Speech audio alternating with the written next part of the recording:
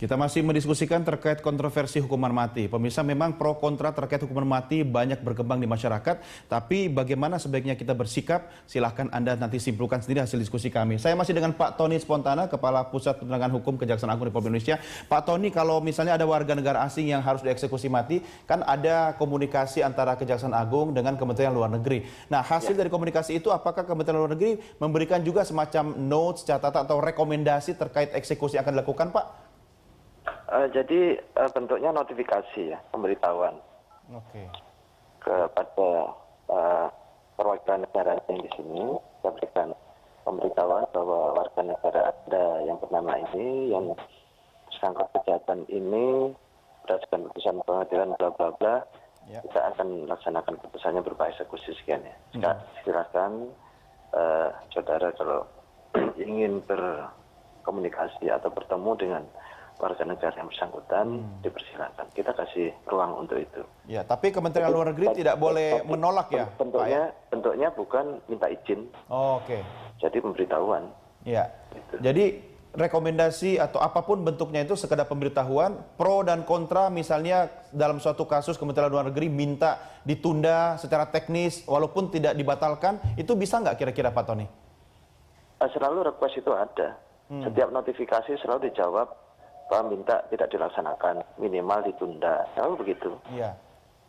Ya, misalnya contohnya seperti statement Prof tadi, kalau misalnya dari Australia misalnya, ya kita harus lihat situasi politik di dalam negara Australia. Jadi mungkin eksekusinya ditunda sampai waktu tertentu, itu masih memungkinkan ya Pak Tony ya? Ya, kita pertimbangkan aspek-aspek teknis seperti itu untuk menentukan waktunya, waktu pelaksanaannya. Ya, ya. Paling lama berapa minggu, berapa bulan, atau mungkin berapa tahun Pak Tony eksekusi itu bisa dipospon atau ditunda? Ini proses ya, sebetulnya kalau menurut bahasa undang-undang itu kan putusan itu dilaksanakan segera. Segera. Ya. Segera setelah melakukan setelah perbuatan hukum tetap, jaksa melaksanakan putusan itu. Tapi karena menangkut hukuman mati, kita punya mekanisme pengkajian kembali gitu ya, review mulai dari putusan pengadilan negeri sampai putusan Mahkamah Agung, kemudian yang menyangkut peninjauan kembali, kita teliti kembali, gerasinya sudah cocok, baru kita aspek teknis. Nah, aspek teknis ini memang kadang-kadang membutuhkan waktu yang lama, karena harus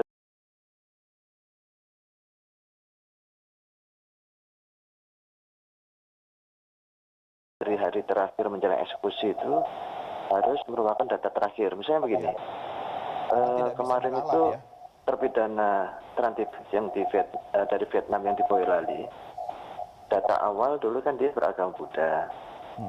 Ketika kita akan eksekusi, kita cek kembali identitasnya, ternyata berpindah ke agama Katolik. Nah, aspek ini kita siapkan. Karena kemudian ada juga yang minta berkomunikasi dengan keluarganya. Seperti itu. Kemudian kita juga harus pastikan pada waktu eksekusi nanti kondisi terpidana dalam keadaan sehat. Bahkan kalau undang-undang itu mengatakan kalau perempuan nggak boleh dalam keadaan hamil, harus ditunggu sampai melahirkan dan 40 hari setelah itu baru bisa dieksekusi. Hal ini kan teknis sekali. Teknis, tapi makan waktu ya Pak ya. Pak Tony, ada satu hal yang saya ingin tahu singkat saja Pak. Untuk next eksekusi ini kapan? Tanggal berapa? Bulan berapa? Sudah ada jadwal belum? Belum ya? Oke, baik. Kita tunggu perkembangan berikutnya. Pak Tony, terima kasih.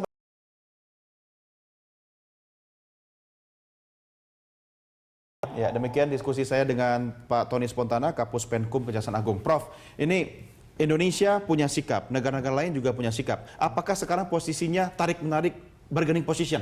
Ya, jadi ini masalah sikap, dan kemudian tentu dari luar negeri akan mencoba mempengaruhi Indonesia untuk menghentikan pelaksanaan eksekusi hukuman mati ini. Menurut Anda, Prof, negara yang memiliki bargaining position paling kuat?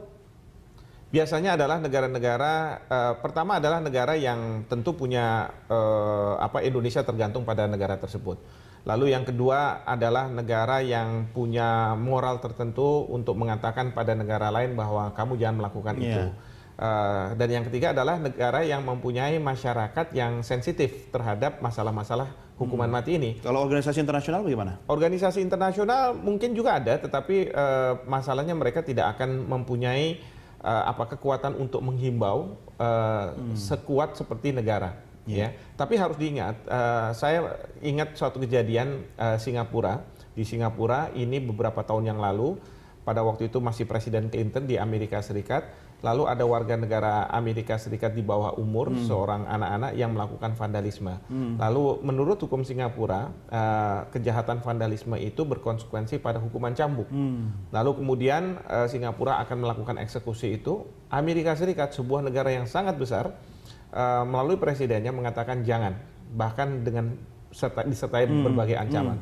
Singapura sebagai negara yang kecil mengatakan bahwa oh tidak, ini merupakan masalah penegakan aturan di negara kita dan ini merupakan kedaulatan kita. Dilakukan tetap eksekusi. Tetap dilakukan. Okay. Jadi kita ingin bahwa Indonesia pun harus dalam posisi seperti itu meskipun kita punya ketergantungan atau kita menghadapi negara yang besar sekalipun. Artinya negara besar bukan cuma dilihat dari luas wilayahnya yang besar ya Prof ya? Betul. Dan ini yang dirindukan oleh publik kita terhadap pemerintahan Jokowi, terhadap figur Jokowi, bahwa kita mampu untuk tegas ketika kita berhadapan dengan banyak negara. Baik Prof, terima kasih sudah bergabung bersama kami. Sama-sama. Selamat pagi, sampai jumpa lagi, selamat beraktivitas. Dan pemirsa, demikian diskusi kita terkait kontroversi hukuman mati. Jangan beranjak dulu, tetap bersama Berita 1 News Channel.